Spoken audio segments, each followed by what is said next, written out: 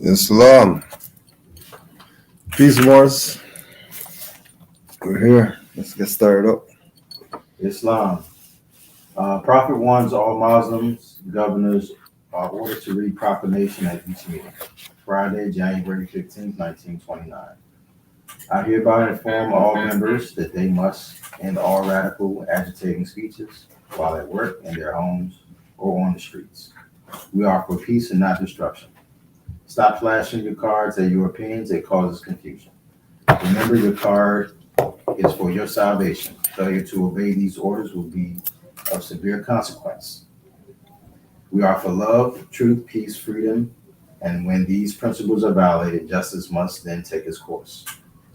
Any member or group of members who hold malicious feelings toward the temple or the prophet or violate the divine covenant of the Moorish movement will receive their reward from Allah for their unjust deeds. All true Moors will and must obey the law as laid down to them by their prophet. If they lose confidence in their prophet, they should turn in their card and button, cease wearing their turban and fez, and return to the state where I, the prophet, found you. This is a holy and divine movement founded by the prophet Noble Ali, and if the prophet is not right, the temple is not right. The prophet, therefore, is sending out the divine plea to all Moorish Americans that they do their part in protecting their prophet and the temple. This is an everlasting movement founded by the prophet through the will of Allah to redeem his people from their sinful ways. Noble Ali. Islam. Islam. Islam.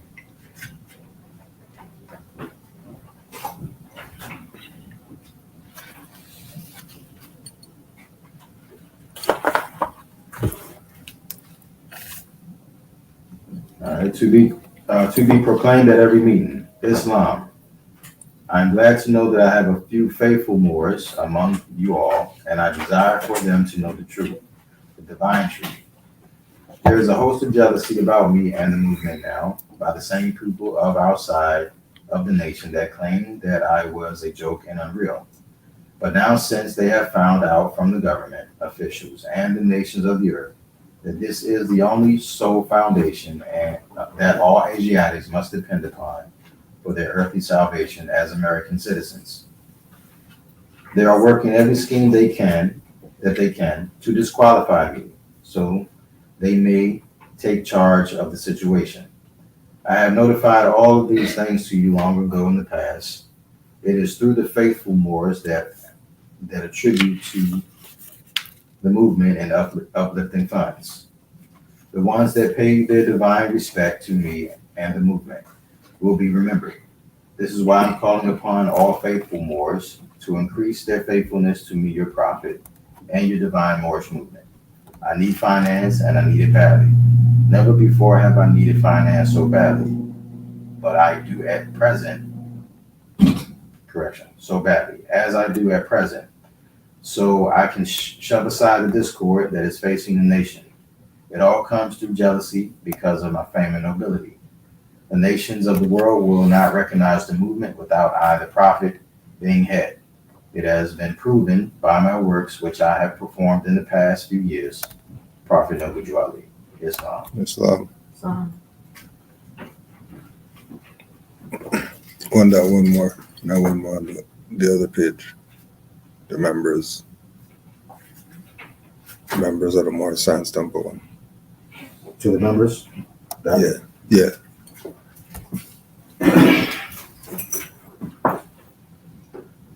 All right. Islam. This is the instruction from your prophet Noble Ali. Be faithful unto your forefathers' divine and national creed. Then you will be blessed for your good deeds that you sow in the flesh. Allah is the one that judges the world, and his judgment is now on. But the weak can comprehend it not. The end of times is drawing near, so says Allah to his divine prophet, I, Noble Ali. And that's why many hearts have been turned to stone, and many eyes to see, but cannot see, ears to hear, but cannot hear, lest they would be confounded of their sins. These are the trying hours now, dear Moors, and every evil spirit is moving. and they are trying every weak mind to overthrow and drag out the true foundation that has been laid, and to cause confusion in the minds of the ones that do believe. But if you have the true love of Allah and the spirit of your forefathers, you fear not what you hear or see, but will sacrifice the utmost of your very life to protect your movement and your profit. Watch your enemies, dear Moors. Your enemies are the ones that speak against your prophet and ridicule him to the very lowest, and the ones that speak against your divine and national principles of your temple. Act accordingly, and Allah will bless you for your good work. Peace. Your divine prophet, Nawaju Ali. Islam. Islam. Give thanks more. Islam. Islam, we're here. Love, truth, peace, freedom, justice. Tour. Part 2. Part 2. Near AccoKeek. AccoKeek. AccoKeek, Maryland. We're out here. Honors to Brother Salim. The Moors in attendance. We want to start off today with the Sibyls, the first prophetess of Mami Wata. And if the mothers don't have this one, this is another one to put in your library. Page 56. Over the centuries, the Sibylline prophecies began to take on a more global and nationalistic tone. As Africa began to lose her colonies and political and economic influence in Asia Minor and in the Mediterranean regions, the geopolitical paradigm gradually shifted. During the Roman era, particularly as the Roman Church charged from an apostolic secular body to an expansionist imperial power, there is a conscious reassessment of Roman racial and cultural identity, particularly its gradual shift from the worship and dependency on African goddesses and sacerdotal authority to that of the newly emerging Roman papacy.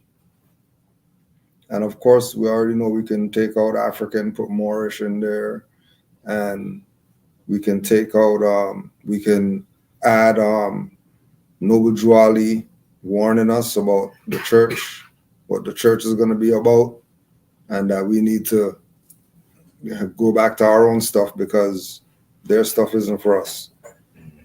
The foundation of them, the Romans, the whoever it is, the expansionists as they call them in this, the colonists, their whole foundation is the Moabite, Moorish, matriarchal, feminine principle. That's how they got themselves in the position that they're in. So when you look at all the papal regalia, you'll see, ancient Egypt stuff. You'll see Sumerian stuff. You'll see them have a little bit of everybody's, right? You'll see stuff from Yehudi. So the sacerdotal authority and their dependency was on the African goddesses, or the Moorish goddesses. The new Euro-patriarchal world order could no longer afford to tolerate the notion of relying on African matriarchal divine predominance as its fundamental theological and cultural base. Unlike seizing the spoils of war, the African divinities, whose mysteries the Romans did not understand, were ancestrally linked, and thus its divine power could never be completely usurped and controlled by them. The power that they're claiming that they have, even right now, everything that they have came from us. So for them to be out of power, we have to have the power back. Right? The African divinities whose mysteries the Romans did not understand and still don't understand today, were ancestrally linked, and thus its divine power could never be completely usurped. So when we do the thing of the Masons and the degrees that they have, and we see that, okay, even if we pull them up to 90 something degrees, they're still lacking. Mm-hmm. Right? So they can't fully get everything. They can't get all the info. They can't, like we were talking about with the book burnings, that they probably didn't burn anything. They said they burned the stuff, Right. Didn't burn anything, have all the stuff in their little vaults, in their little whatever, their little libraries, whatever else they have them in, because they can't usurp all the power. Just like Juali said, he can't wake all the Moors up at one time because they're going to mess up stuff or whatever. Same thing with, they can't get all the power. They can give the illusion that they have the power. Exactly. But having all the power and actually using all the power is two different things. And if anybody has anything to add, anything comes to mind, feel free to express yourself. Furthermore, the patriarchal Hebrew shepherds, whose holy laws and canons do not predate the prophets of the Sibyls, also revolted against them, and they later came to be known historically as the Semitic Jews of Palestine. They had long ago broken away from the matriarchal orders, and following the historic trend began by the patriarchal priests of Horus and the Babylonian Marduk. The Jews did away with the worship of their primary quote-unquote black goddesses, Anath Yahu, Anathyahu, which is Yahweh. So the primary quote-unquote black goddess of the Jews' name is Yahweh. But the name is Anathyahu, Anathyahu, and elevated her minor consort, Jehovah, in her place.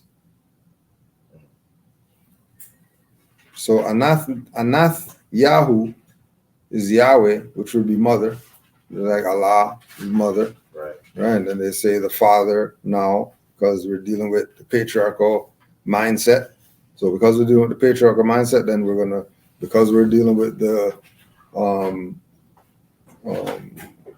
dumbing down, you're gonna hear Negro, black, colored, or whatever else, right? But the key is that Yahweh elevated her minor consort, Jehovah. The Jews elevated Jehovah, who is Yahweh's minor consort, into Yahweh's place. And then that's how you have the patriarchal, or God, being masculine. So when you look at all the different religions, all of them will more than likely have a matriarchal, primal goddess. And then eventually that became masculine. So by the time we get to our time now everybody's God's father. Right? or son of, or whatever, when everything's supposed to be daughter of, divine mother, and going in that direction. Have any thoughts or comments?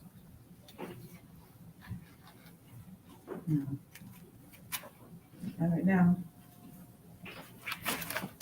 Page 89. We are told by Higgins that the etymological root of Jehovah, Lev, Lu, Leue, or Le, Leye, had been deliberately disguised to conceal that it was an ancient phrase word for Krishna. And so Jehovah is Krishna. Jehovah is Krishna. Jah is also the symbol atop the Amphi temple at Delphi, and whose image was found in the ancient temple ruins at Thebes. In other words, when the faction of Hebrews broke away from the divine African mother, they deliberately disguised their ancestral connection to her and the Oannes, who have their ancient roots in actually Ethiopian India. According to him, it was actually Krishna from the Sibyls. It was actually Krishna whom the Sibyls are said to come after Buddha as the next incarnation of the sun god. So first thing, Ethiopian India. So just show how broad and expansive Kush is, going from ancient Egypt all the way up into Persia, all that, and then into India, right? All that being quote unquote Ethiopian India. And Krishna, who the Sibyls are said to have come after Buddha as the next incarnation sun god. So we have all the prophets, recognize all the prophets, all true and divine prophets. And then Noble Drew Ali's holding the mother on the 101 questionnaire. Noble Drew Ali holding the mother on the 101 questionnaire is resurrecting her. Even though we honor all true and divine prophets, and we check that all of them are masculine, all the prophets are masculine. Drew Ali himself came masculine, but then when you check all the prophets, they're wearing long clothing, hair is long, all these things to give honor and reverence to the feminine principle. Going back again to the name again, Jehovah being Krishna, and when we look at all these different cultures, the Hindu culture, Buddhist culture, Islamic culture, Judaism, all these different cultures, their foundation deals with some type of feminine principle turning into some masculine thing later on, where if they would have stayed with the program of honoring the mother, put the mother first, then a lot of the backlash wouldn't be going on. Because once you go against nature, you're going against, or once you go against mother, you're going against nature, you're going against the universe, you're going against anything that's coming out of the feminine principle. All the things. All right.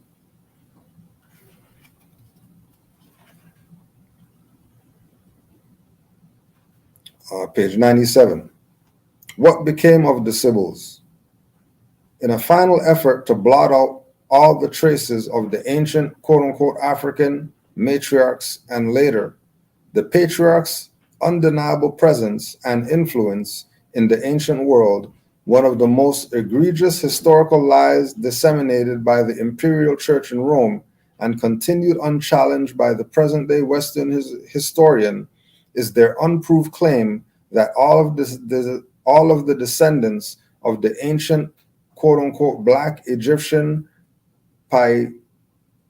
Phrygian, Pelshgian, Phoenician, Canaanite, and Syrian, including their culture, religion, and their languages, are now completely extinct.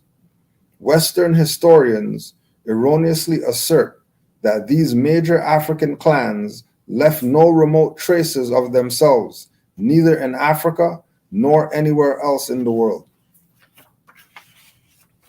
These holy papal fathers further designated the above ethnic classifications to the present-day occupants of Egypt, Greece, Turkey, and Syria, respectively, misleading the entire world into believing that they are the actual descendants of the original indigenous African and Afro-Elamite groups whose powerful empires once ruled the ancient world. And then going back again to Noble Drew Ali bringing back the Moorish Empire to us, bringing back the Canaanites to us, bringing back the Hittites to us, bringing back the Phoenicians, bringing back all these cultures that are supposed to be extinct. Well, if the cultures are extinct, then who are these people that's walking around that are the same stone, marble, whatever statues of ancient times? One might well conjecture that the Africans, from all the indications during their persecution in Rome, may have already began their sporadic migrations southwesterly back into Africa, decades before the final fall of Rome. However, what is certain is that as soon as they returned, they began empire building in West Africa, albeit employing the current oppressive patriarchal model so often mistaken by cultural anthropologists as Africa's original indigenous culture. Many so-called Africans until today have an inkling that all of the Africa was once ruled by beloved matriarchs.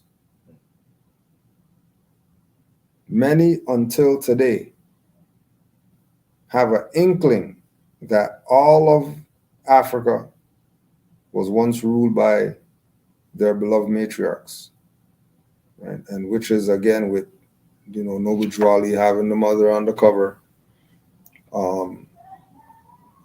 stressing this point of having a respect for womanhood, making sure that we're looking our best, making sure that we're respectful, and when we're seen, we're looked at from this honorable position, not looked at as the Negro, black, colored, whatever else that they mislabel us as, so that we can resurrect these ancient things, the matriarchs, the mothers recognizing who they are, waking up, being themselves, the sons recognizing who they are, waking up, being themselves. When we're being ourselves, as we know, we can see that it's different when we're being ourselves compared to when we were being Negro, black, colored, how we were treated, whether it's Job, whether it's court, whether it's whatever, with family, friends. There's definitely a difference, right? It's either on the side of, wow, they see you in this different light and they embrace it, or they see you in different light and they hightail it because they don't even want to deal with the energy, or deal with the knowledge, or whatever the case is, whatever it is that they're running from that they can't deal with.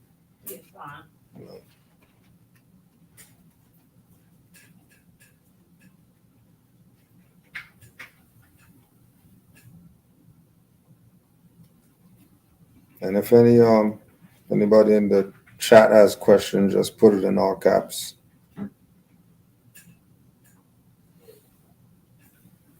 There's one more thing I wanted to read out of this.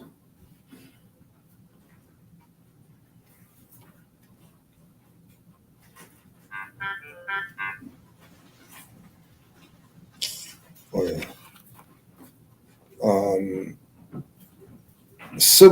Sybil image, and this is the Blackamoor crest with the mother with the serpents all around it.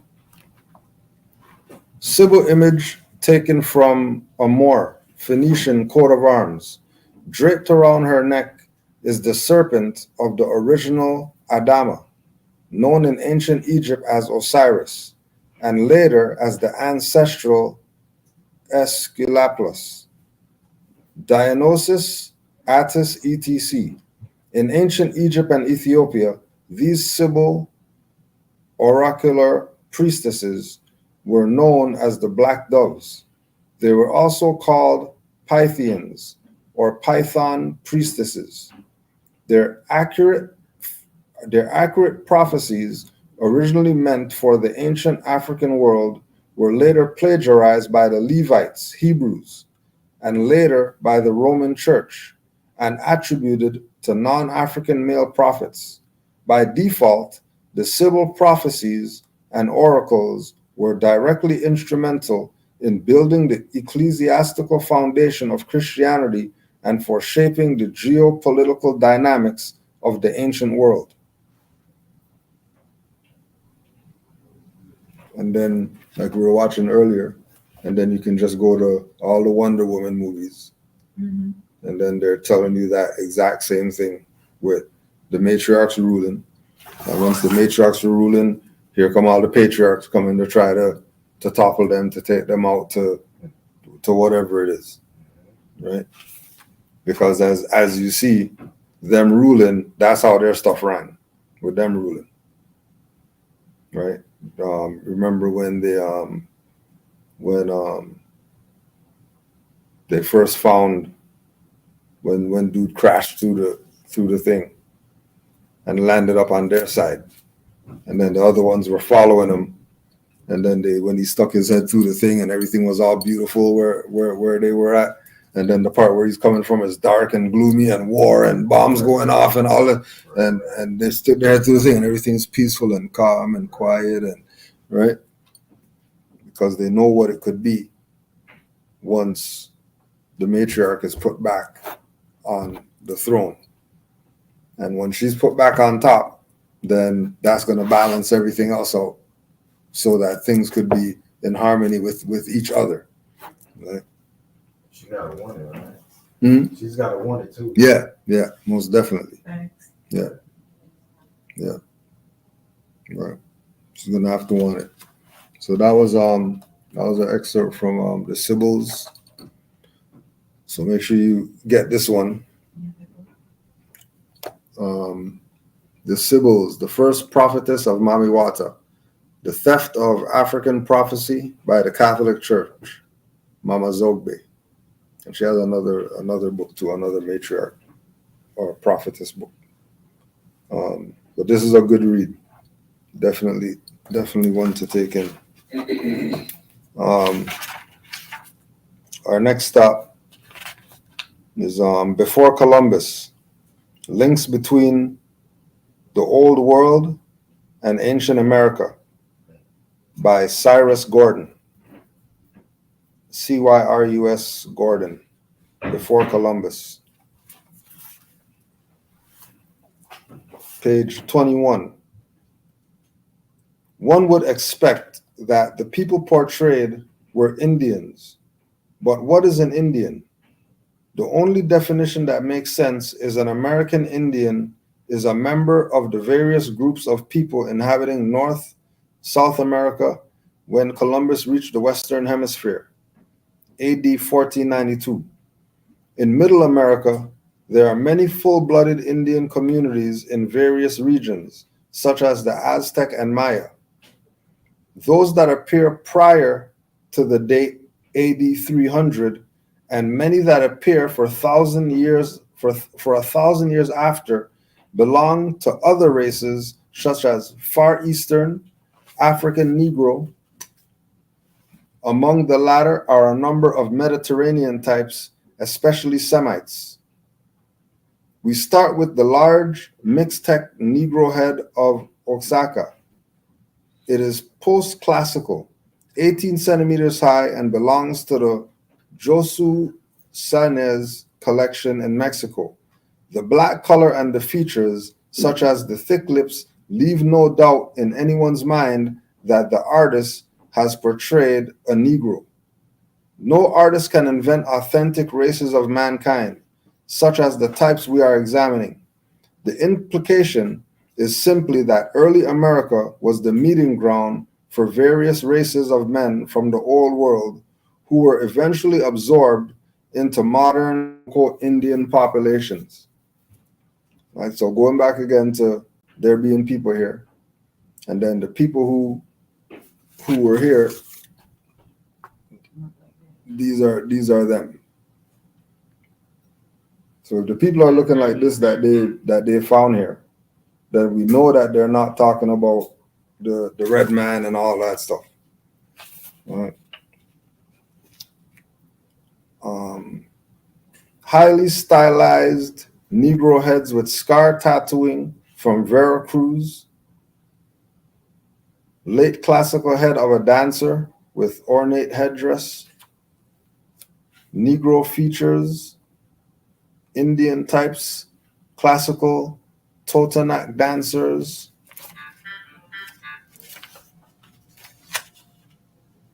Mayan head greater than life size in the Van Woutenau collection.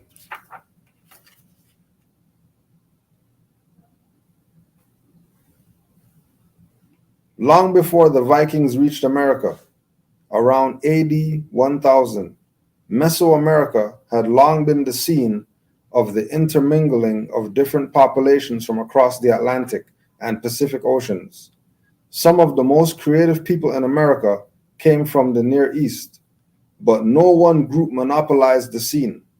Caucasians from one end of Eurasia to the others came Negroes from Africa, Mongolians of Chinese and Japanese types from the Far East, from the Mediterranean at different times, various Semites, including Phoenicians, Carthaginians, as well as Egyptians, Greeks, Etruscans, Romans, and still others. In general, the main consequence was the mingling of highly civilized people from all over the world, creating an American soil through the pooling of their cultural resources, a galaxy of brilliant old American civilizations whose final phases are known to us as Inca, Maya, and Aztec. The breathtaking achievements of the Mesoamericans could not be and were not the works of savages who lifted themselves up by their bootstraps. Instead, they are the culminations of mingled strands of civilization brought to these shores by a variety of talented people from Europe, Africa, and Asia. This is what they're saying with America. The idea of an America is a compilation of all these different cultures throughout the world. And again, once we look at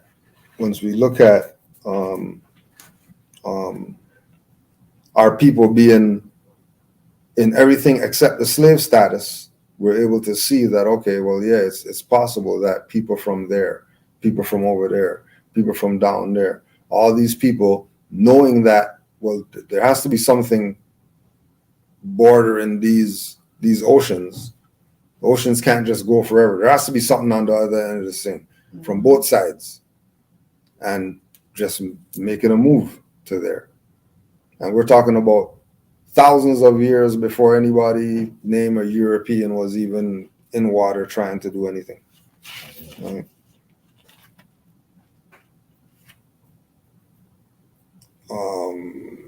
Sitting figure from Monte Alban, Mexico. The pose recalls the common Egyptian posture characteristic of scribes. Moreover, the tiara and emblems remind one of Egyptian headdresses and hieroglyphs. Yet the validity of such resemblances depends on the identity in detail, which requires further investigation. Now, we all know that as soon as we see Fezon, we know that's Moors.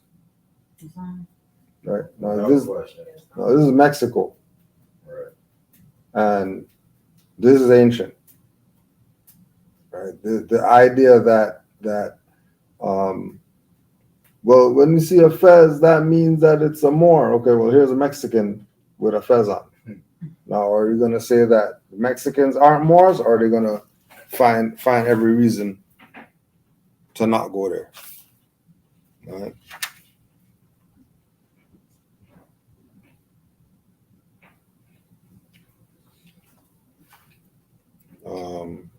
Roman head excavated in pyramid at Calituacan, Mexico. Right, another one. Right, we're in the pointed version.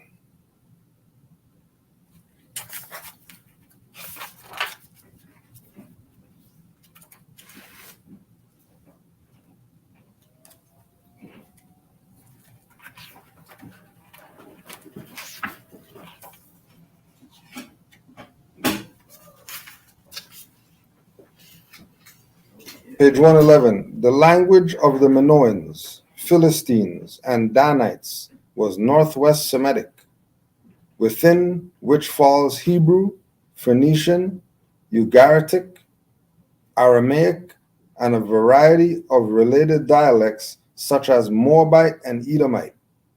The Hebrews called their language the speech of Canaan, and the Phoenicians referred to their land as Canaan and called themselves as Canaanites. The dialects, which scholars now call Canaanite, were all mutually intelligible. They include Hebrew, Phoenician, Moabite, and Edomite. So if the Hebrews call their language or their speech Canaan, then that would mean that they're obviously connected to the Canaanites. And them saying that they're anything other than Canaanites is because everything ties back to them being tied to Canaan. Right? The dialects, which scholars now call Canaanite, were all Hebrew, Phoenician, Moabite, Edomite, Philistine, Minoan, Ugaritic, Aramaic, and all these different languages.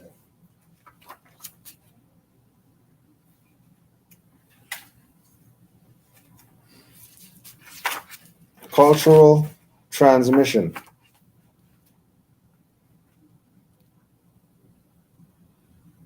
One of those stones has a man's face on the stem, confirming Lou's theory that the stones stand for people. Another stone in the museum has a whole human head instead of a mushroom stem, so that the bottom of the mushroom looks like a turban on the ancestors' heads.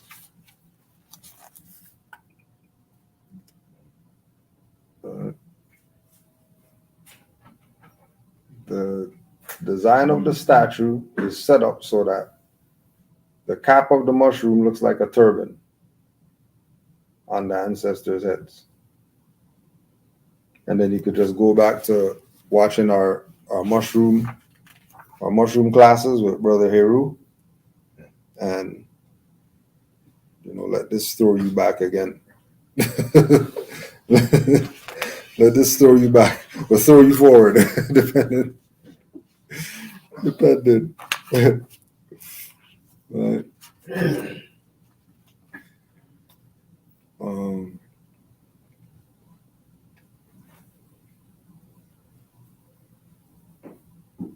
Beersheba can only mean the well, cistern of the defied number 7. Bathsheba means the daughter of the defiled number 7. And the name of the Judean princess, Jehosheba, combines God's name Jeho, short for Yahweh or Jehovah, with the deified number 7. This point should be stressed because it illustrates how links between the Old World and ancient America are beginning to clarify even the most intimate and sacred aspects of our own culture. The preceding point shows that religion, as we know it, was inseparable from the exact sciences of antiquity. Religion among primitive peoples may be called primitive religion, but in the Western tradition, religion was not pre-scientific, but post-scientific.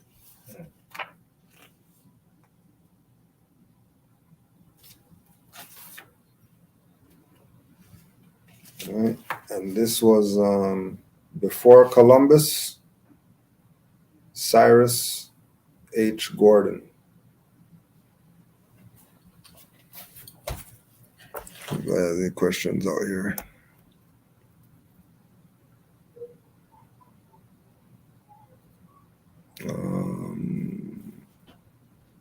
Yeah, by Mama Zogbe. Symbols by Mama Zogbe.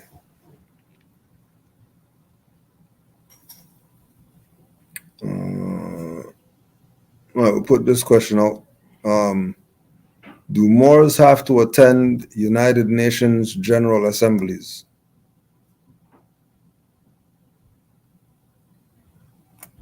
Now, it's no different than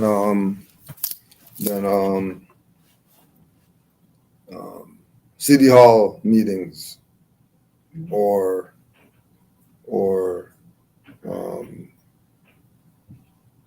um, commerce, trade of commerce meetings or whatever. Anything that's gonna have multiple different bodies there is places where Moor should be, so people could see that Moors are here, right? Whether it's corporate setting or international setting, it's not gonna be a negative to attend these things. Now, the thing is, what is the attendance for? Right. Exactly. So are we going because we went online and they said, oh yeah, general meeting's happening for the United Nations, so we're gonna go, right? Did we get a invite? Hey, we're having this meeting. We think that you should be at it or whatever. Because from dealing with from the city aspect, we've gone to a couple of meetings and it's unless you're there with regard to the subject matter of the meeting, you're really just there as a spectator. You're just there to watch and see what this is. It's not something's gonna get done. It's almost like when they have pre-trial, court dates where you're just summoned to go pick your date, and then you're going in there and you got your constitution and we're just here for a date. Right. Like, we're not here to figure out anything, solve anything. All we're here for is just to pick when you're coming in here next or whatever the case is, right? But if you're going to these things, make sure you go in numbers. Don't go as individual if you are going to those, because again, it just looks better going there with more than two. Islam. I would say invite to something like that is sets a tone that says what you have, you as your part of your what you're representing or what you're presenting, and being a Moor and being invited to that venue says that what you're bringing to the table is of importance. So what you might have to say concerning this situation is of importance. Mm-hmm. Yeah. So, I think that's what we need to get ourselves to, is being able to get invites to things that are of, decision, of importance and decision. Yeah. What I mean? Mm-hmm. Someone just asked, should we be identifying the issue of genocide on the Moorish American community at such meetings? They already know. Yeah. They ain't stupid. Yeah. They know they've been murdering us. Yeah. And again too, with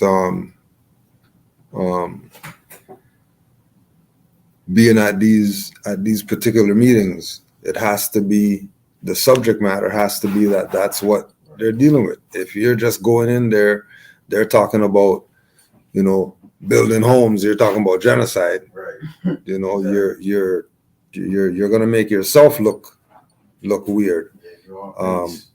And then the other thing too, with regard to those type of meetings, is that you can also check to see if there's if you could request to be involved with it. So they might have a whatever meeting, and then they have 10 minutes at the end where they want to take input or whatever the case is. You could fill in that way, right? But we have to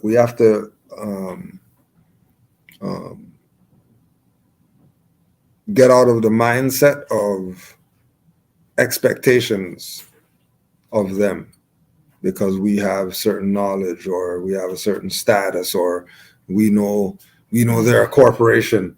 So, we like there's nothing that they can really do if we're not doing it for ourselves first. That part. And a lot of us are looking for the remedy and looking for the freedom and the things that we deserve, but we haven't put in the time to get those things that we're claiming that we deserve. So like so there's a case that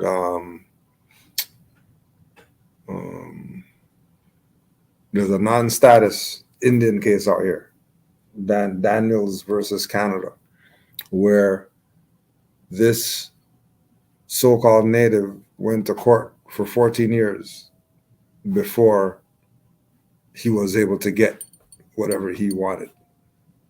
14. Yeah. What was it called again? Daniels versus Canada. Okay. That's a long time. Mm-hmm. That's a long time. And it was only like 4 mil or 20 mil or something. It wasn't anything crazy. But 14 years. That also puts in Shawshank when dude wanted the library. Right. And he kept writing. He wrote for 2 years or something like that, so he can get a one wall of books or whatever, So we have to accept that some work's gonna have to get put in for us to get out, and many people don't get that part. That the work has to get put in. It's not just we know that we're Moors or we've been studying for 12 years. Like what have you been doing in that time with regard to solidifying your nation, promoting your nation, defending your nation, standing up for your nation, protecting your nation? What things have been done to do that, and what type of activity, right? And the activity that we're looking for isn't necessarily, running the court to grab guns or whatever the case is. You know what I mean? The activity is more in the lines of, are you showing unity? Are you showing, respect for the mother of your children? Are you showing, boys how to grow up in honor? Are you not that you're, always fighting somebody or defending something or whatever the case is, right? Even though those things are necessary because we're under constant attack by these people, so you have to be able to put up your shield, but you have to know what your shield is.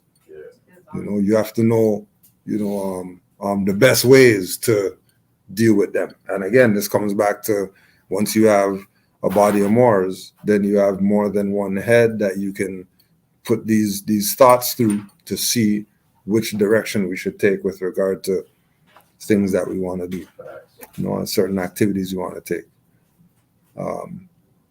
Being where you are in the DMV and so close to where public policy is made for this country, how do we or should we have a political presence as a whole community? How do we do that? So when we look at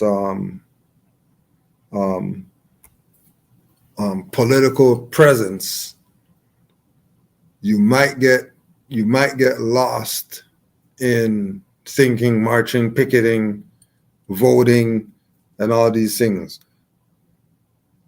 whether we're talking about Canada jurisdiction or U.S. jurisdiction, they're not it, right? They're not the authority. They are an operation, and because they're an operation, you can't expect anything from them, which is why, again, the whole thing with the political position we should be having is teaching our people about their nationality. The political position we should be having is letting people know what this is so they can take the steps necessary, proclaim, and make the whole more, right? The limited amount of Moors that we have that are fully aware, and the maximum that you have that are unaware, it doesn't balance out. Mhm. Like it doesn't allow us to get a running start. We're vertical jumping to everything we want to do, right? So when we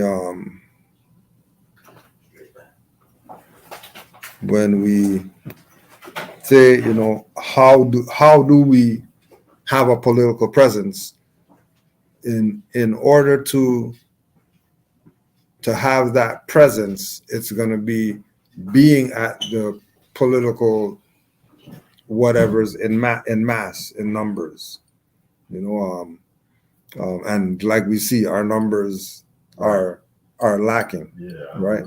Because people want to debate, people want to prove they're right, and whatever like that. People don't want to unify, Right. just based on what it is that we know. Oh yeah, we know Drew Ali. Okay, we can unify on that. Right. We red flag, 5 green point star. Oh, we could unify on that. Right. Feathers and turbans. We unify on that. Nationality card. Yeah, we can unify on that. Who's the prophet? We can unify under that. Right. But we choose not to unify under the things that are common amongst all of us. Right. But nitpick at things that it shouldn't even be up for True. discussion. True. You know what I mean? And when you talk about public policy made for the country, the only public policy is the Constitution, and all that other stuff isn't really supposed to be considered. The supreme law of the land is the Constitution. Then we don't need public policy. Either way you look at it, Constitution is where our people are supposed to be at with regard to whatever laws are supposed to be running the country. And the political presence is going to be based on the enforcement of the supreme law of the land. Right. And again, you could look at the modern Europeans who are doing it to see, how do we do that? Well, look at the Amish. How they do that is how we're supposed to be doing that. Right. Look at something needs to get done. A bunch of Mexicans will come together and get that stuff done in a day. Right. No debating about what your religion is or why you wearing a red fez or orange one or whatever like that. We got this house to build. Okay, you're the whatever. You're the cement guy. You're the wood guy. You're the water guy. And then they get the stuff done. Right.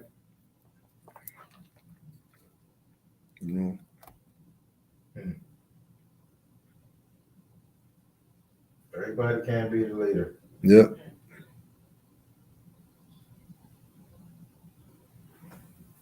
Have we considered? Oh yeah, you could probably talk to this. Have we considered that maybe we are doing things wrong since Moors keep getting arrested and locked up? Is it us or is it them? Oh man.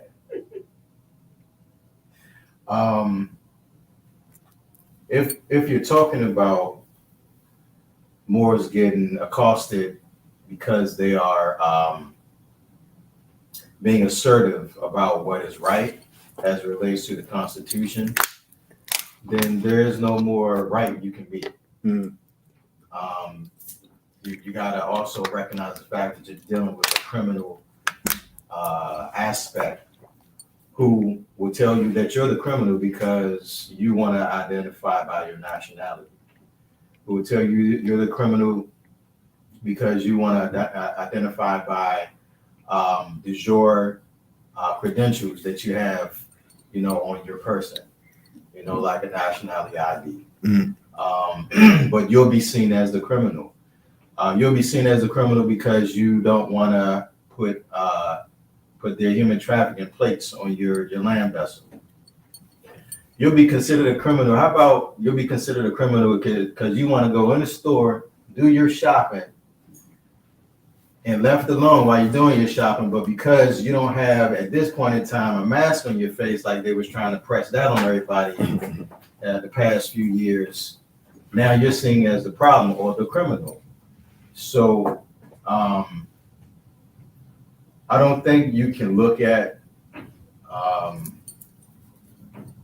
the results of having encounters with these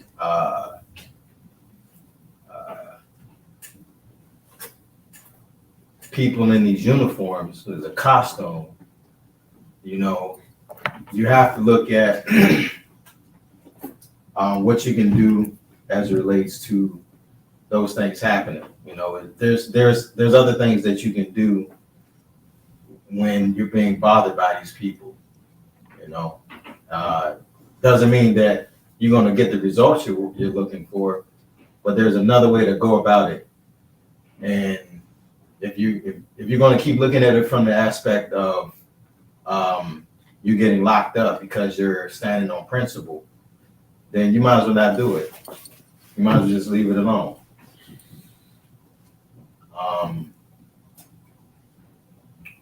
Well, let me add this in. My family and friends think this is all just some cult. I want to show them proof that it's not, but it's a bunch of stories of Moors in the news from a negative perspective, I guess. But again, that's what you're going to get if you're dealing with the enemy. Exactly. We were talking about how with the final stages of the rise of the Moors thing, ain't nothing out there. Right. No info about it at all. Right. But initially, when they were setting up for what they're doing right now, Exactly. stuff was on every news channel All the time. all the time. Every troll, every Moor hater, Right. everybody was coming up saying something to whatever to cause this confusion. Right. Now that stuff's over, now there's nothing. And then, like you said, the family and whoever are just gonna look at it as this is some cult. Well, if that's how they're gonna look at it, right, when it's way broader than that, then you can't do anything about that. You just gotta let them look at it how they're gonna look at it, and you just be yourself. Right? They can't. Whatever is out there as far as the propaganda against the Moors, that's been out there.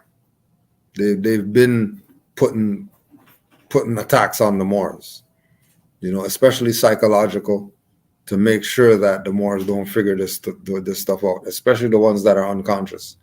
They're not worried about the ones who already know. Exactly. It's the ones who don't know, starting to know is what they're concerned about.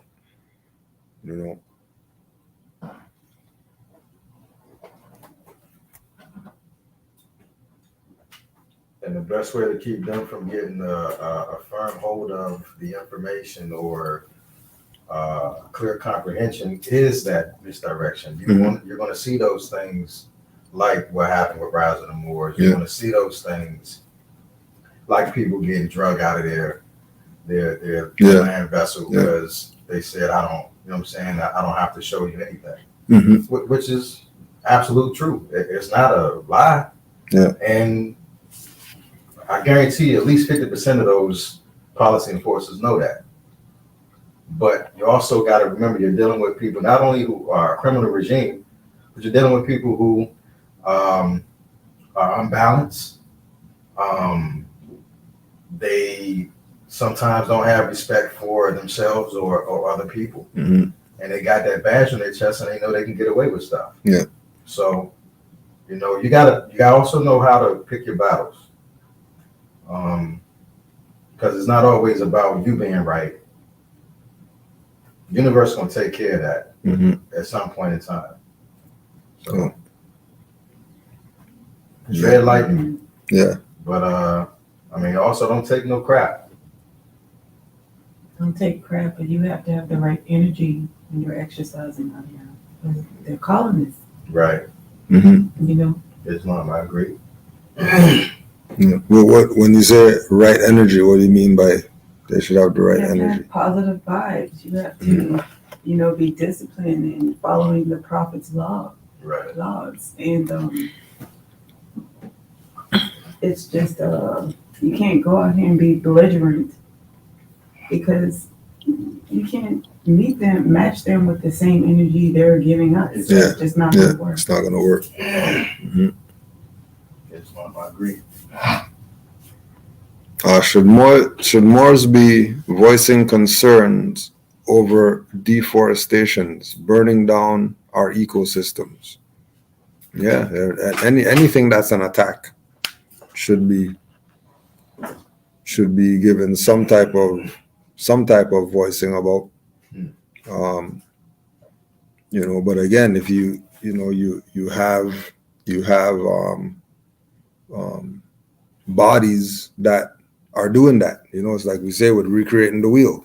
You know, our issue is bringing our people back into their nationality and birthrights. Yeah. Some other people's issue is deforestation. Right. Some other people's issue is you know what they're doing to the animals. Right. You know, some other people's issue is you know the housing crisis. You know, how come nobody can't? You know, you can't do everything, but if everybody does a little bit, then more would get done. You know, opposed to everybody trying to do the same thing, and then you have 50 other things that need issues that nobody's dealing with. You know, so everybody should take a place. And again, if there's Moors who they see that that's their realm, then start the campaign. Right. To be dealing with deforestations and do whatever it is that you see necessary that needs to be done to bring attention to these matters. You know.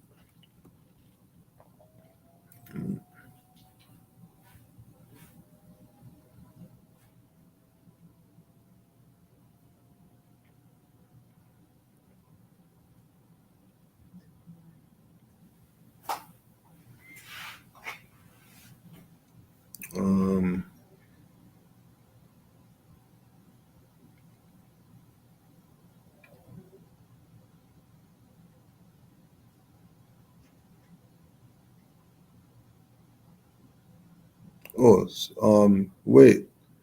F the Moorish militia, they are Moors too, right?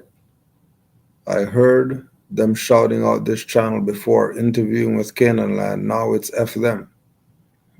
Yeah, that's just how it goes when you don't have honor. It's nothing personal, but you know, you're only gonna allow somebody to take advantage of you for so long until you sever the tie. You know, you're not gonna keep getting taken advantage of.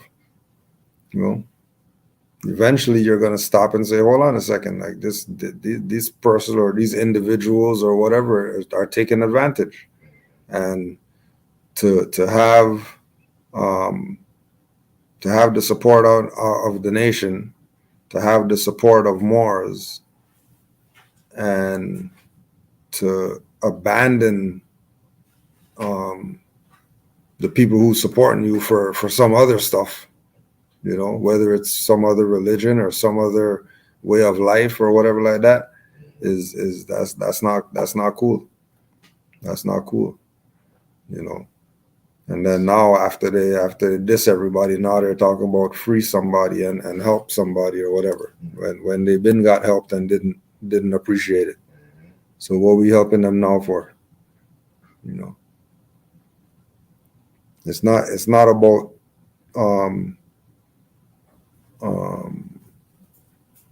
turning our back on them because they got in trouble with the law. They didn't get in trouble with no law. They were right in everything that they were doing. Exactly. You know, it's not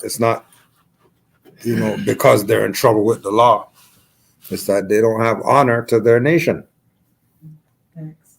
You're supposed to have honor to their nation, especially if your nation is the one who's defending you. Everybody else throwing you under the bus. Yeah. You know what I mean? Talking crazy, stuff going on the news, using old pictures of you and all this stuff. Moors step up to defend something, and then now they're dissing Moors and saying, we're religious and we shouldn't be rappers and all types of madness. When they weren't saying none of that stuff when they were begging and pleading for help.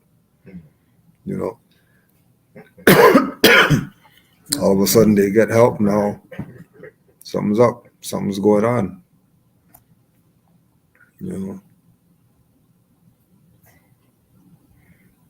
I saw an article about the enforce the Constitution more, that teachers with Taj get arrested. Is it F that group too? Yep. Same thing with them.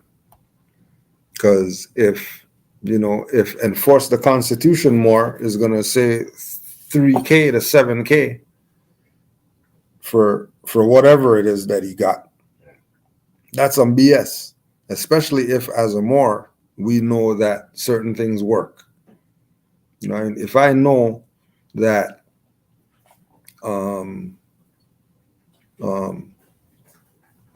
the writ, anywhere that there's a zero or a circle or a letter O, all you got to do is circle in the O, and these people give you anything that you want.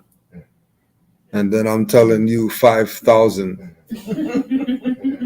5,000, and I'll teach you the process of how to get anything you want from these people. Yeah, make it make sense. All you got to do is circle in the O. But you got to give me $5,000 though before I tell you that. Are you talking about the Consulate General guy? Yeah. So yeah, that's who they're talking about. I got questions for the chat since they're asking those questions. My question for you in the chat would be: one, is Consulate General Moorish title? Mm-hmm. I guarantee you that it's not. It's definitely not one of the 5 that Prophet Novedri he told us about. Definitely not. So, who is a Consulate General? Do you know? Have you ever even looked that up?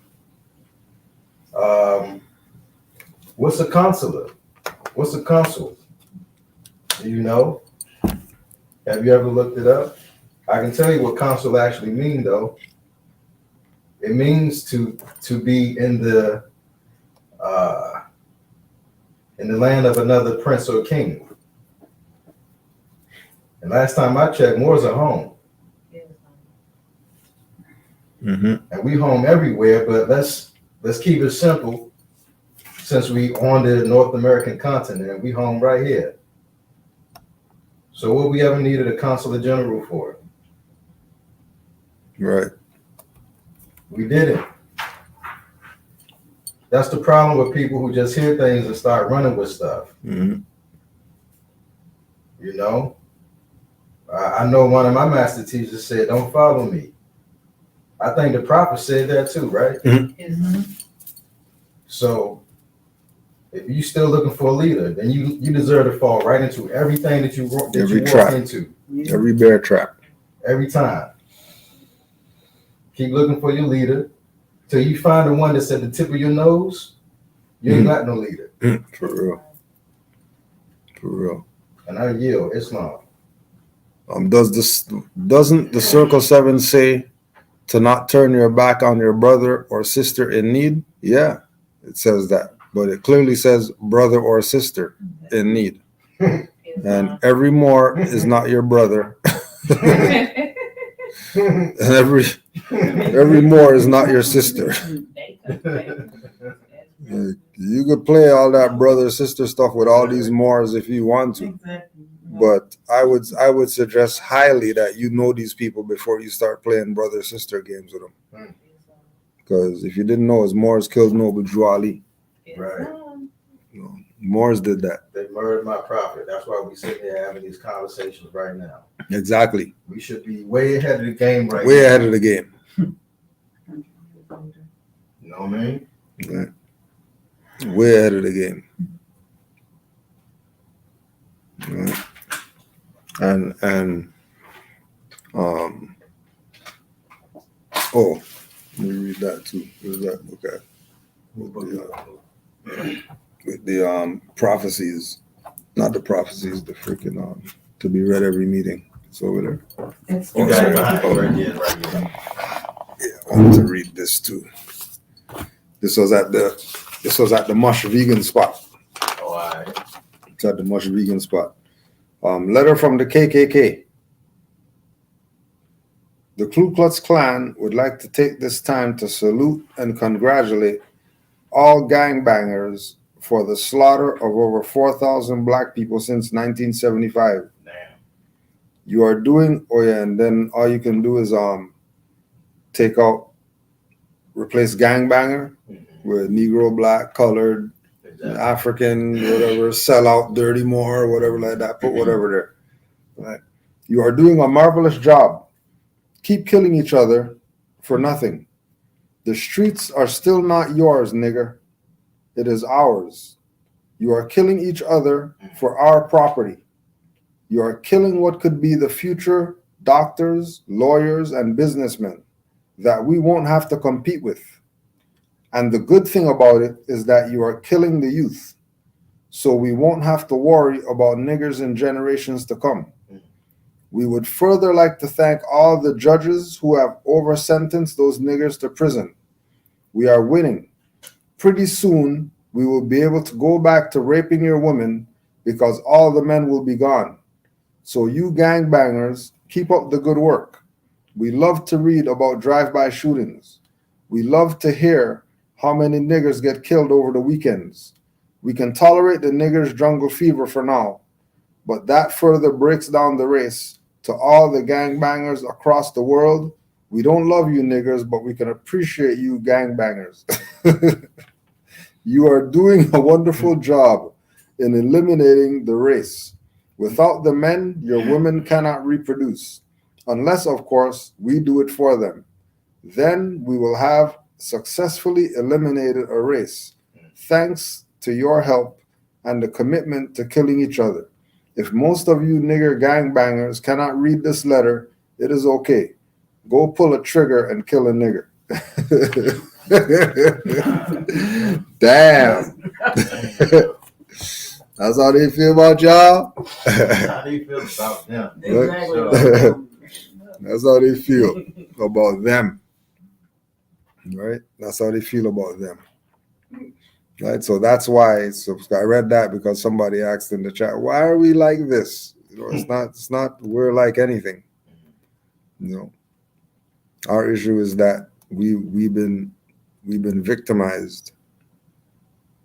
We've been victimized, and we don't want to accept the fact that we've been victimized. We want to keep playing. We want to keep playing games. And be a perpetual victim. Yeah. Can't do that. Right. Maybe the leader of the group should have moderators so people can't be rude and mean in the chat. Maybe you shouldn't get under the chat mufti's skin. Maybe how about that? How about you've been in here before? You should know by now. Don't mess with the chat muftis. Right. Don't be so sensitive. Yeah, don't be so sensitive. It's truth. It's truth that you're getting. Don't get mad because you're getting truth.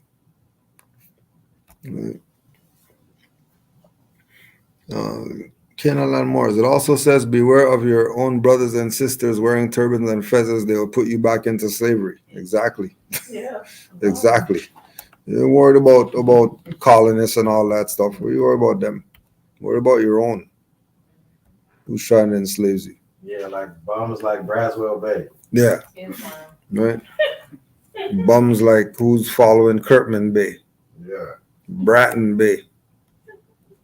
All these different Moorish whoever's out here that are doing everything, singing hymns and doing all types of madness instead of just honoring Noble Drew Ali. Yeah. Why y'all not doing the work the prophet told y'all to do in the temples? Mm-hmm. Temples supposed to have schools for the children. Where they at? Yeah. Y'all not doing that.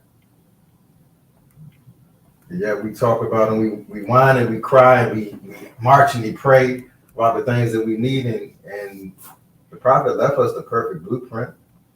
Yeah. Perfect blueprint. But y'all don't want to do the work, man. I'm here to do the work. I'm doing the work. Only the ones doing it are the ones that matter. You know, the people on the side not doing anything. I mean, you know, they can play like that if they want to. But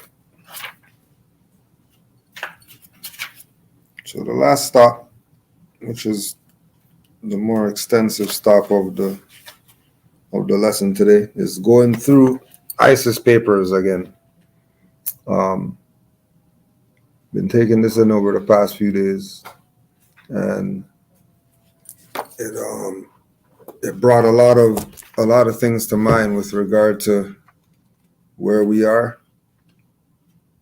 where we're going, and how Noble Drew Ali was the man with what he presented. So this is page 81, chapter 6.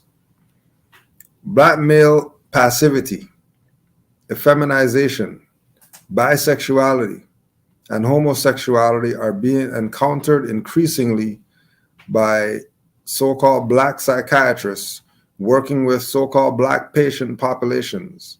These issues are being presented by family members, personnel working in schools and other social institutions, or by black men themselves. Many in the population are reaching the conclusion that such issues have become a problem of epidemic proportions amongst so-called black people in the U.S., although it was an almost non-existent behavioral phenomenon among the indigenous in Africa. In the final analysis, behavior is not simply an individual affair, for when multiplied by thousands, it has profound effects on the life, future existence, and well-being of a total people. As explained in Chapter 1, racism, white supremacy, is the dominant social system in today's world. Its fundamental dynamic is predicated upon the genetic recessive deficiency state of albinism, which is responsible for skin whiteness and thus the so-called white race. This genetic recessive trait is dominant by the genetic capacity to produce any of the various degrees of skin melanation, whether black, brown, red, or yellow. In other words, it can be annihilated as a phototypic condition. During the past 400 years, so-called black men in the U.S. have been forced into passive and cooperative submission to quote-unquote white men. And one of the biggest things Drew Ali told Moors is not to be passive, to be active. Part of our issue of being passive is because we had this damn label. And because we have these labels, automatically passivity is where we're at. The major strategy has been the installation of an overwhelming fear. Specific tactics range from actual physical castration and lynching to other overt and more subtle forms of abuse, violence, and cruelty. We should not be ashamed to recognize these tactics used to oppress our people. It is the truth. It is the reality. Ultimately, this is the meaning of quote-unquote black oppression. All black people are oppressed. I emphasize here that so-called black men are oppressed because ultimately it is male muscle mass that oppresses a people, and only male muscle mass has the potential for achieving liberation. If the men of a people are oppressed, the women are brought under oppression, as they are dependent on their men for protection and defense. Women do not have the muscle mass to liberate a people and protect the young. Women develop the young, but their men must provide the protection and security apparatus. The global European male collective understands the priority of European domination. They fully understand, consciously or unconsciously, the threat that so-called black men represent to them. Also, European males realize that in the final analysis, the vast majority of females must submit to males because of their lesser muscle mass. Additionally, European males fully understand that males who are forced to identify as females will be programmed simultaneously into submission to the males they call the man, as opposed to aggressing against those same men. Right? So ultimately what she's saying, when you claim white, you have a superior position. When you claim black, you're in an oppressed position. And all they want to do is keep those scales on that.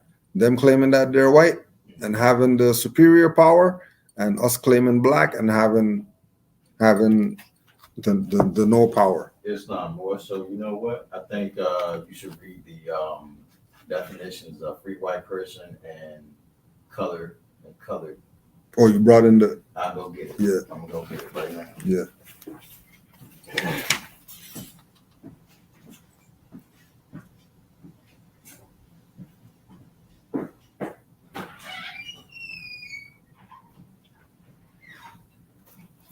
European men in this world area have at least a vague, perhaps unconscious understanding that after 20 generations, 400 years, male passivity has evolved into male effeminization, male bisexuality, and male homosexuality. These patterns of behavior are simply expressions of male submission to other males in the area of people activity. These patterns of behavior are simply expressions of male self-submission to other males in the area of people activity called sex. Males also can submit to males in any of the other 8 areas of people activity: economics, education, entertainment, labor, law, politics, religion, and war. Oppression is forced submission and cooperation in any of the areas of people activity.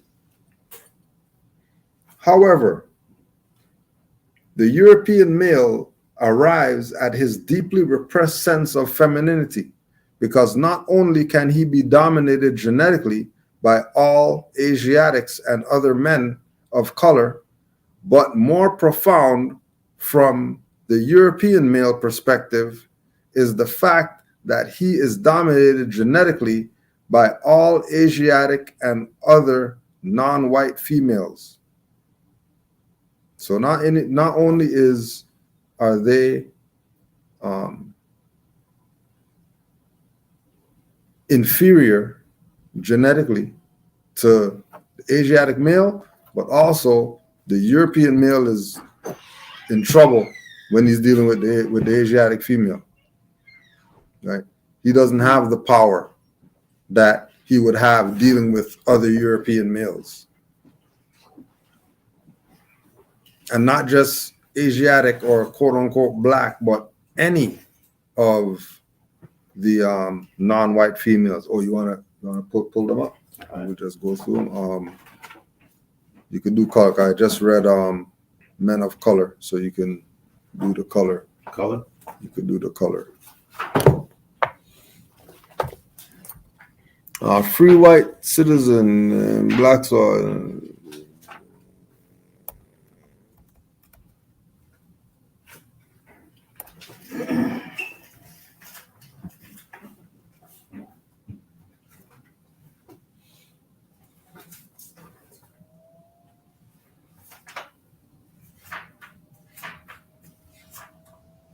Might as well read a civilian too.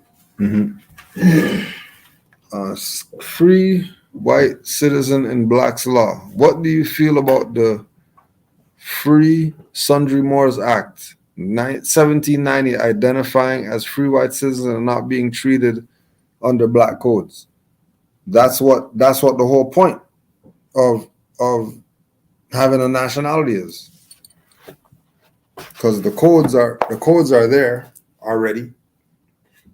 The codes already been there. Black codes, Negro acts, all the wardship education stuff that they're doing against our people. All those things happen because we want to be under this status that these same acts that we're complaining about is named as. Right. So if we're saying we're free, but we're going to call ourselves Negro, Black, Colored, then those are the acts that's going to follow.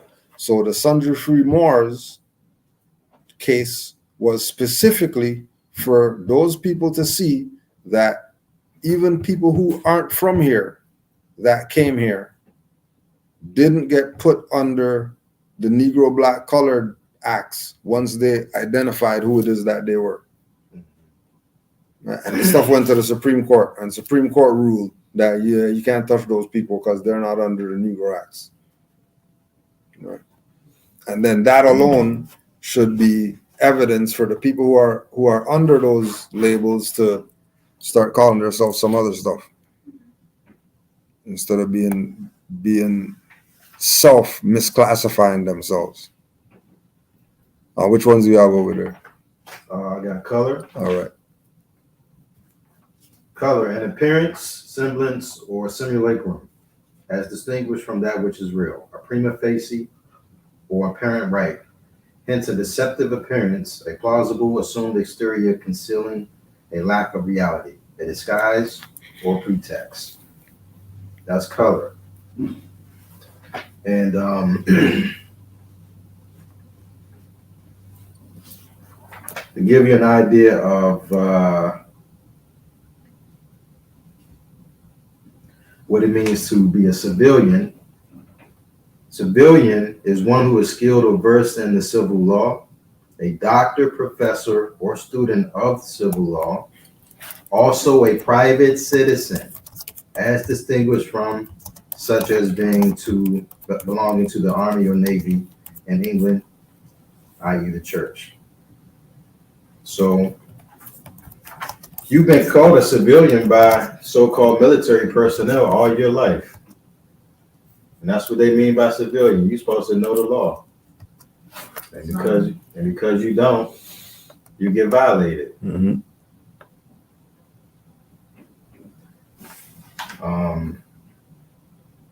So that's just a contrast of color. That's why I threw civilian in there. We got several little more twos and color of authority. You want to go over those too? Oh, you got people of color? Yeah. Put that one too. People of color. Or colored. It should be under color. Colored people, I think. I think colored people. Colorable, colored, color of office, color title.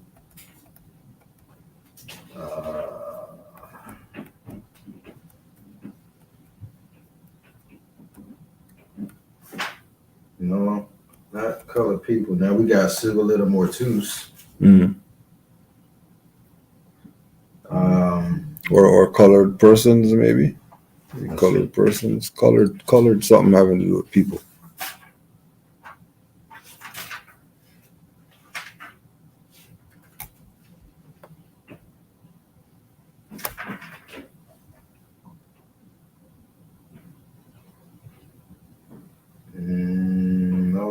No colored persons or people, just colorable.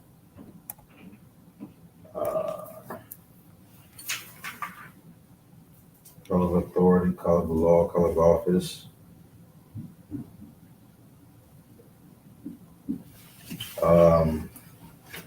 You said you did free white person already. Right? No, I didn't do that one yet. All right. Well, since you didn't do that, I'm gonna do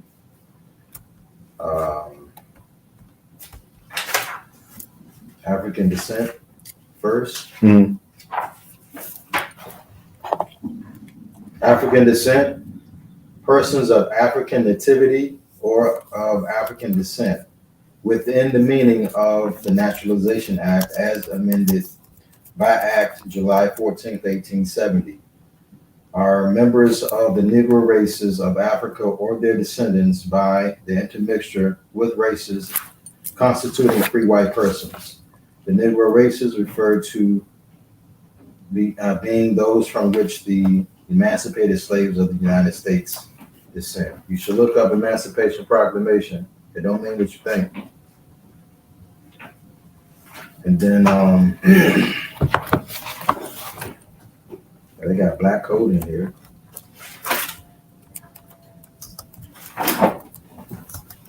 And then free white person.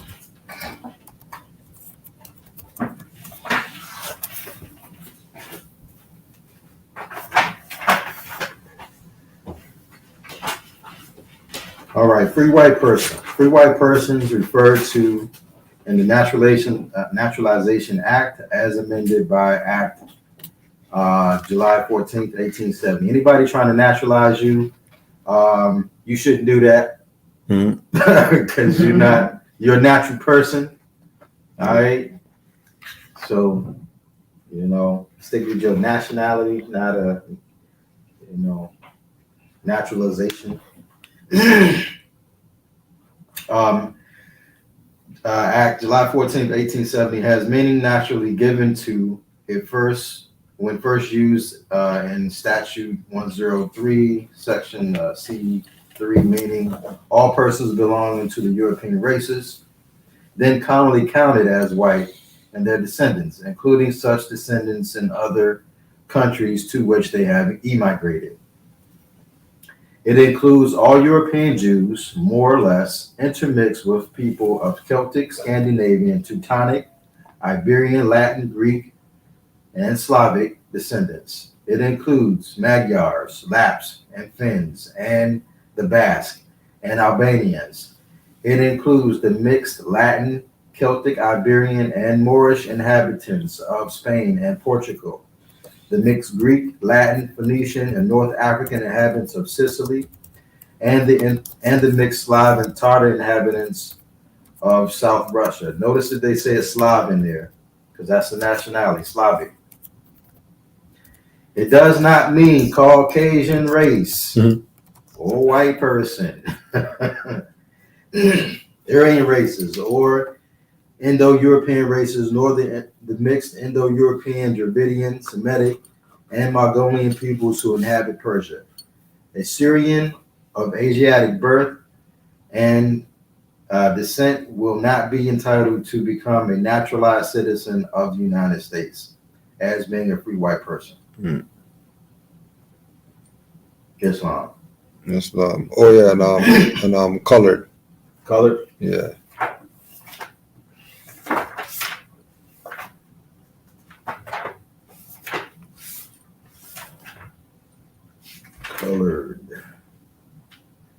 Colored by common usage in America. This term and such phrases as colored persons, the colored race, colored men, and the like is used to designate Negroes or persons of the African race, including all persons of mixed blood descent from Negro ancestry. It has also been held that there is no legal technical signification to the phrase colored persons, which the courts are bound to judicially know. So stop being colored people and going into their kangaroo courts thinking they're going to recognize you and treat you humanely, and they're not. You are food. Steaks on the table. Steaks on the table. Steaks on the table. Yeah. Right, so going back to that now, with regard to the color. So this is chapter 12. Quote unquote, black fear and failure of quote unquote black analytical commitment. June 1979. It is known that an extremely high level of fear and a profound sense of vulnerability of existence can lead the human brain computer into ineffectual patterns of circular thought. In such cases, problems perceived are avoided and never solved. This is in direct contrast to effective patterns of direct linear thought that move continuously forward in straight lines, progress from problem perception to depth analysis to propose conclusive modes of problem solution. The sense of powerlessness evolves out of fear and vulnerability, and with its imposed patterns of circular as opposed to linear thought, sets the stage for mental, behavioral, and emotional illness, which is always seen at levels of increased incidence among oppressed populations. Circular thought means moving from problem perception away from problem solution and back again to problem perception. This may then be followed by worrying and obsessive complaining. There is never consistent motion towards problem solution because to do so would challenge and alter the power dynamic of oppression. Thus, high-level fear is set in motion.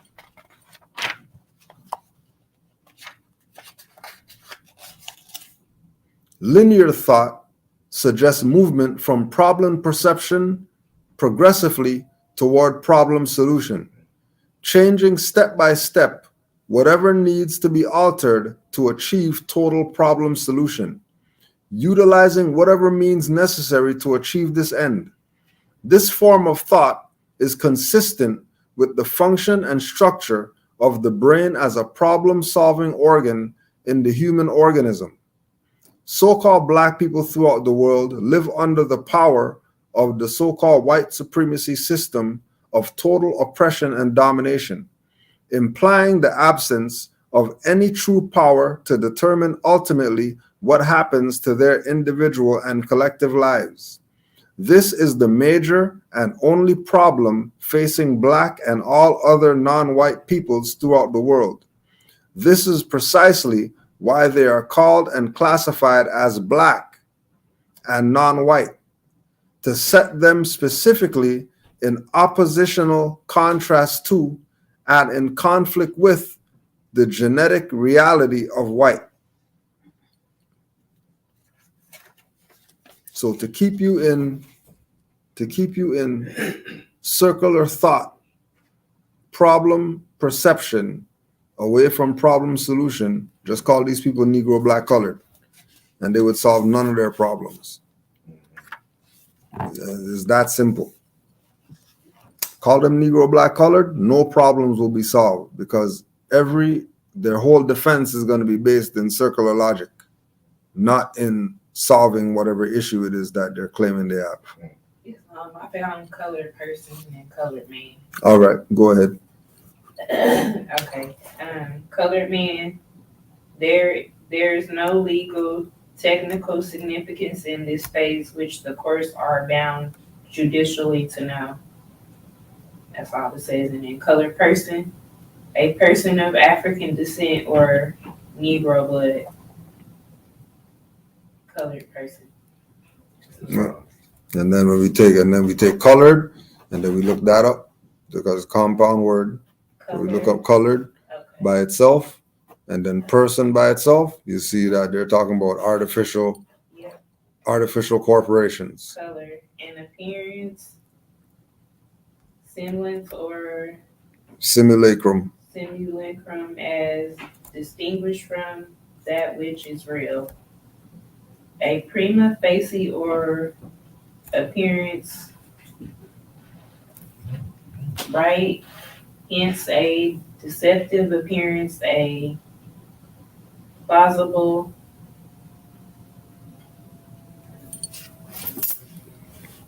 I think plausible deniability. deniability.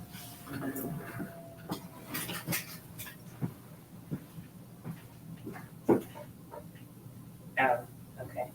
Gives color of title to the lands described, such as instrument, purports to a conveyance of the title, and because it does not, for some reason, have the effort, it passes only color or the resemblance of title. It is not a synonym with claim of title to the former. A paper title is requisite, but the latter may exist solely in plural. And that's all I'm saying. Islam. This one. So,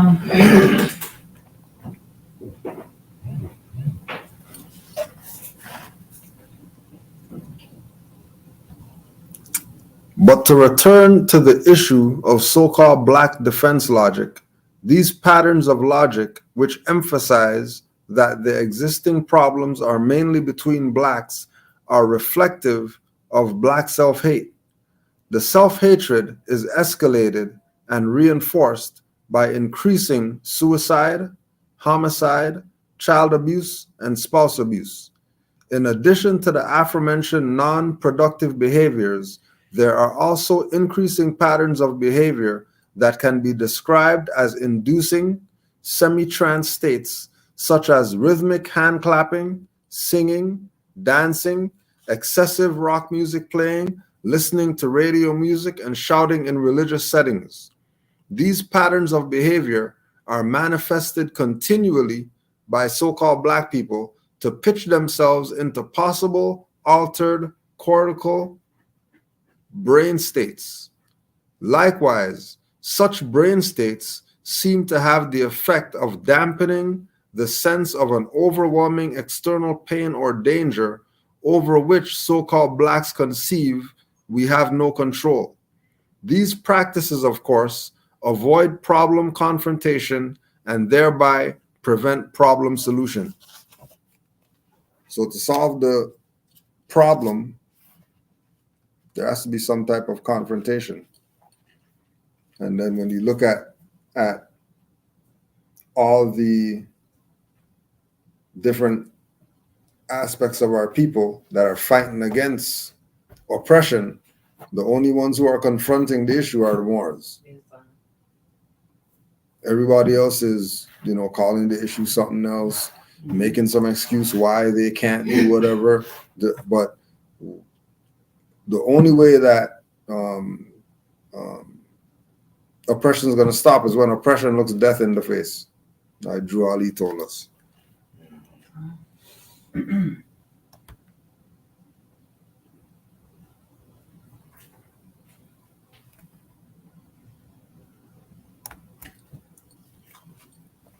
The oppression of so-called black and other non-white people means that there is no non-white self-determination. It also means, most fundamentally, that there can be no true, functional black self-respect.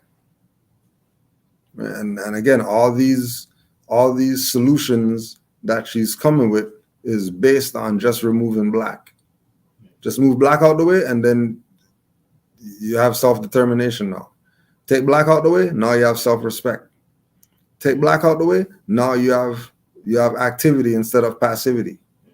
Take black out the way, now you have now you have self and group respect and respect for the harmony of the universe. Right? To have a negative impact on the total environment is a manifestation of behavioral powerlessness. To have a negative impact on the total environment is a manifestation of the self-image and self-concept as powerless. To have a negative impact on the total environment is a manifestation of having been shaped and molded by the total environment into a functional inferior through the process of inferiorization. And then it says go to chapter 20. And then we go to chapter 20. It's talking about so-called black children and the process of inferiorization. In a social system designed to achieve white domination, the experience of that system molds European children so that they may function in the role of the oppressor or the functional superior, because that is what so-called white supremacy is supposed to mean. Through structured superior functioning, so-called whites will be able to oppress others. The same social system simultaneously will mold all children classified as quote-unquote non-whites or quote-unquote others to play the role of the functional inferiors or the oppressed. This is why a quote-unquote white racist social system is completely incapable of providing total equality of opportunity to blacks. Such a system must, for its maintenance, produce differential levels of functioning for so-called whites and non-whites. And then we could see that with the so-called Ukrainians come here, right, with their white status, and then they get whatever it is that they get. And then the people who are here with no status, they can't even get COVID finance or whatever. Right. They can't even get welfare check. They can't even get anything to assist them in getting out of the mess that they're in. Some other nation comes here, classified as white, get whatever it is that they want. Get credit cards, hotel, get all types of stuff. Our people who don't know any better lose out because they want to play the dead status. And then Francis Cress Welsing's telling you the whole time that once you play the black, you're done for. Wonder what she really knew. Yeah, it's crazy. Right. Now, one of the things that we want to also put out there is the areas of people activity in the global system of quote-unquote white supremacy domination that reflect and carry forth white supremacy domination. Economics, education, entertainment, labor, law, politics, religion, sex, and war. Once they corner all those markets, the global system, according to Francis Cress Welsing, the global system of white supremacy has all the power once they're ruling in those realms. Economics, education, entertainment, labor, law, politics, religion, sex, war. Economics, we see how they're in control of that, because look at the system that's going on right now. Debt system, no credit, no real money, right? People have oaths and stuff like that to make sure that real money is in circulation, not making it happen. Right? Education, public, private, university, post-secondary, wherever you go, education systems controlled by them. They're gonna set the tone as to what you learn. What you learn becomes who you are. If you're taught by the oppressor, then you're done for. You are oppressed. Right? Entertainment, we already know who controls that and what they're doing with it, especially in this day and age, looking at the different artists that they're putting out there and the content of artists and all that. Right?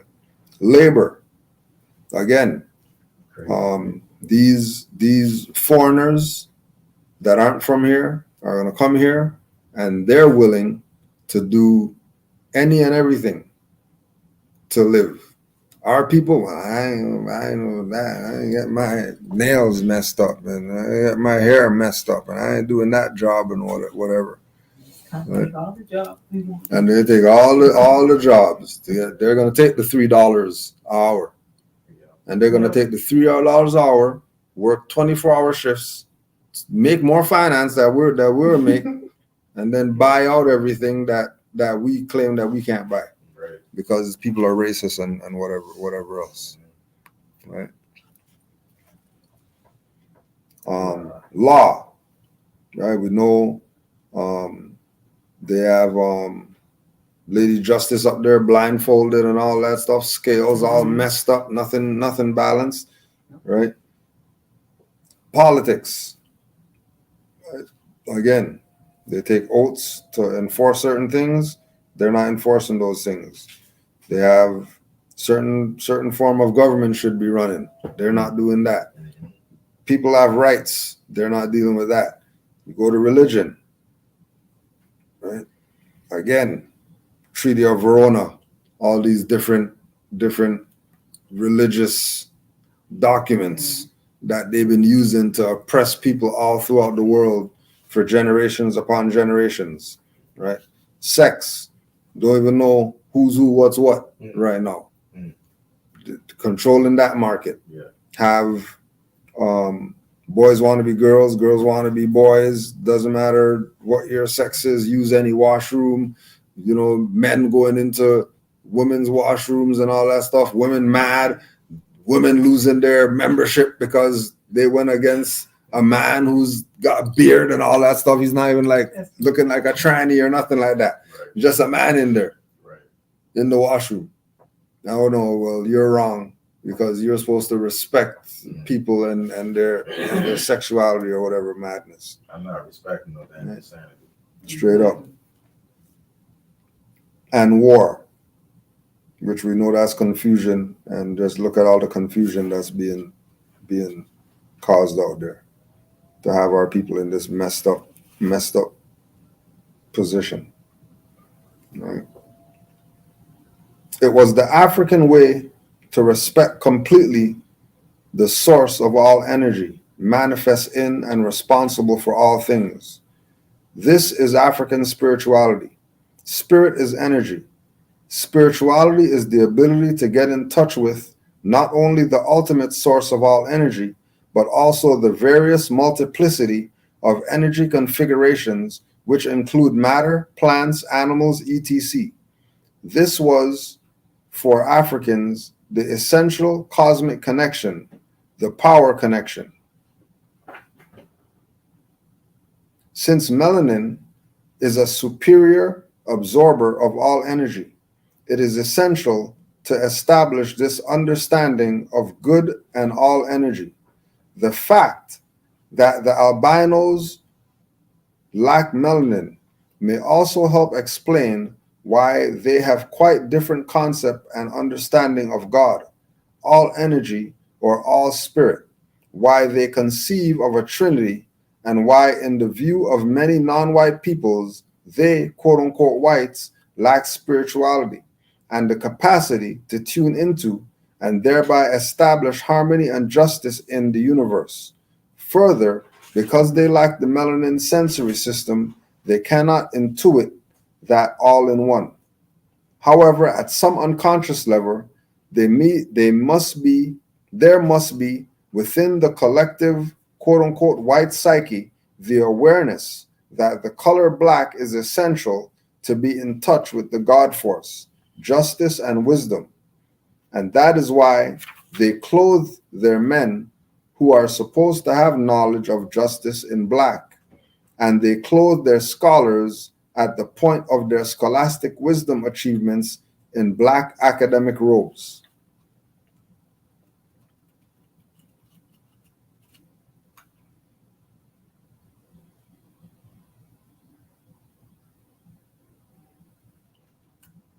One more.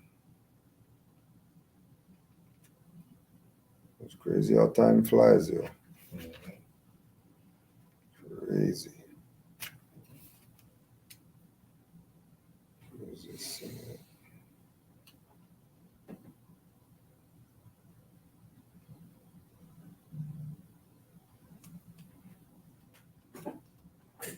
I missed that one.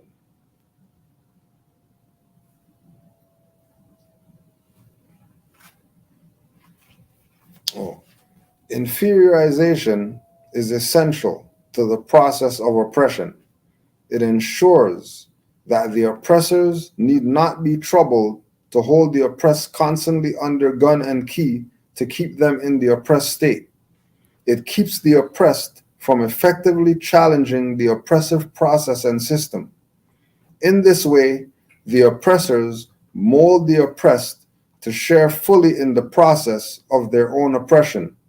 In the final analysis, the process of inferiorization is designed specifically to prevent the maximal development of the genetic potential of the non-white oppressed. So-called black people must learn that no system of oppression may maximally develops those whom the system is specifically structured to dominate. Such a system only permits the oppressed to survive so they can continue being oppressed. No system of oppression is structured consciously to destroy itself. No system of oppression is structured consciously to destroy itself. So it has to be the people. It has to be the people, because the system's not going to fall on its own just because, you know, the stock market crashed or the whatever. Once you have the dumb public, the stakes on the table, as you said, once you have the stakes on the table, then it's not happening. Right? It's not happening. I think that goes back to that question that they was asking in the chat about us being political, or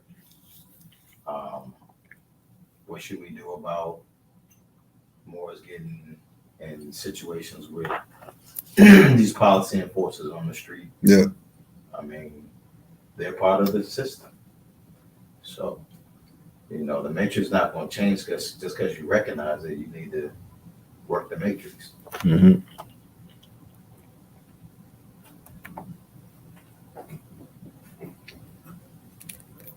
Islam.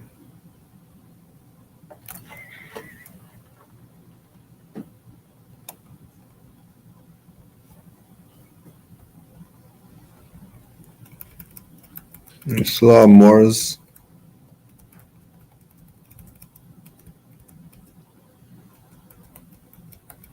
Let's try any other chat questions. Just put them out there.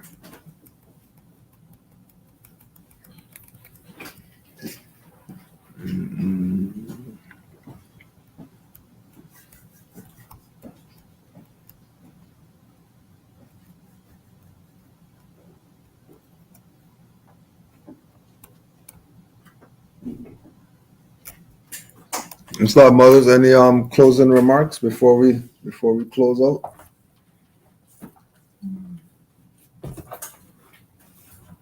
Just glad glad to be here with the boys.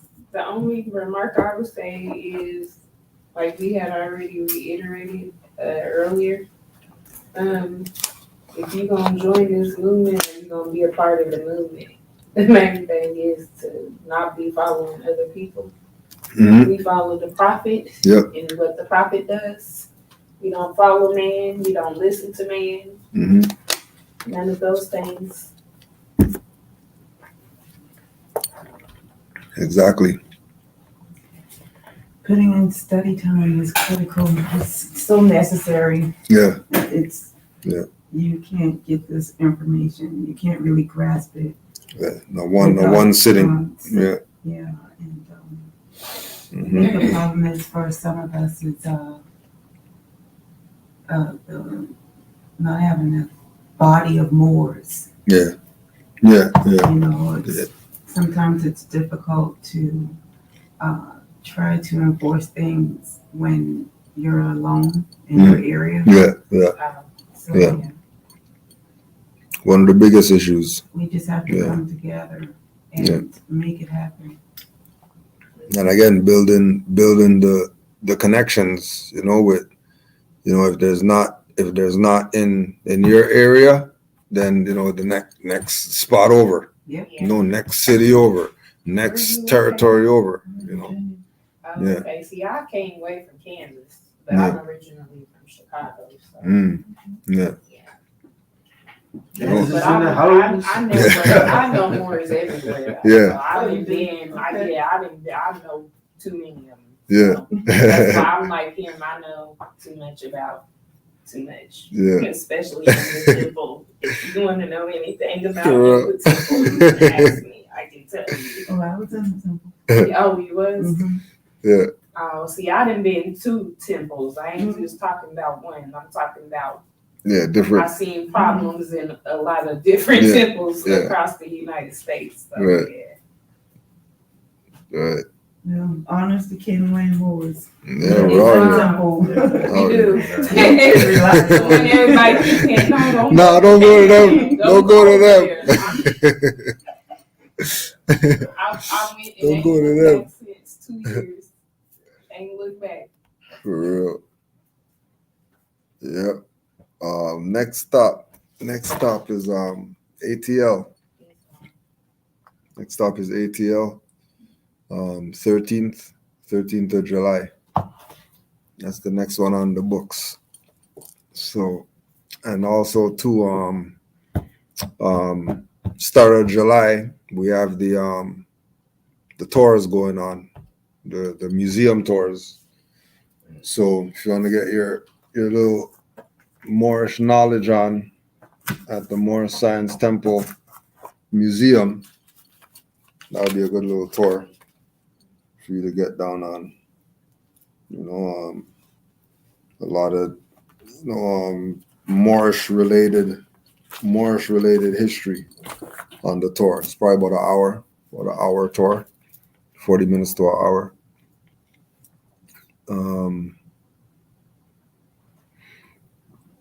Brother Salim, you have any closing remarks?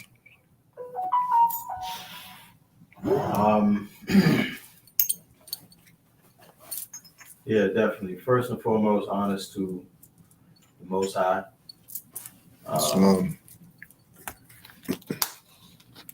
Supreme honest to our prophet. I give thanks for the wisdom that he left us and the Moors that I've come in contact with that are holding that mantle in high regard and pushing it forward. Shout out to Brother Satrah and Taj and the other brothers that was with them today. Brother Dave and Nebu. Yeah, the Brother Dave and what you say, Nebu? Yeah. They was with us today, and they supposed to have been down here enjoying this moment, but they had some situations. So safe travels to them. And the sisters that are here with us in our presence. Islam. Thank you for being here. And yeah, bro. Thanks for Yeah, coming. yo, thank you. Thank Come on, you. boy. You know, Good to see you again. yeah, that's Back Brother down. Salem for those who's asking. Yeah, that's Brother Salim out back there. They Islam. on the camera. Peace, Moors. Yeah, What it in do, the man? flesh. Islam, man. In the flesh. Yep. You all go to Moors. That time flies. That time flies. Yeah, dude. Moors get together and then that's it. It's crazy. You know. But give thanks. Give thanks for all the Moors being in attendance here, as well as all the Moors in the chat online. And as you know, the tour's not done yet. We still got a couple stops. So the next stop is at ATL. So any Moors out ATL, or you know any Moors out there, get those Moors ready. Mhm. So we about to be out there in a couple weeks.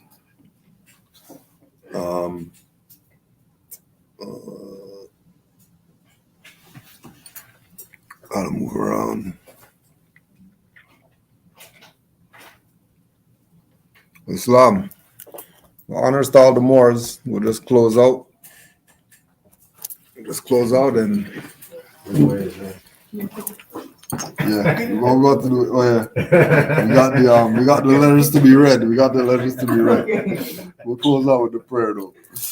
5 on the left, 2 on the right.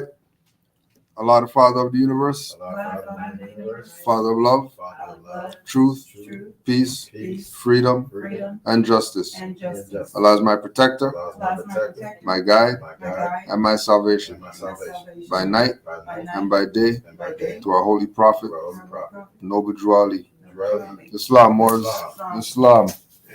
Give thanks, Moors. And we'll see you, Moors, at the next stop, ATL, July 13th.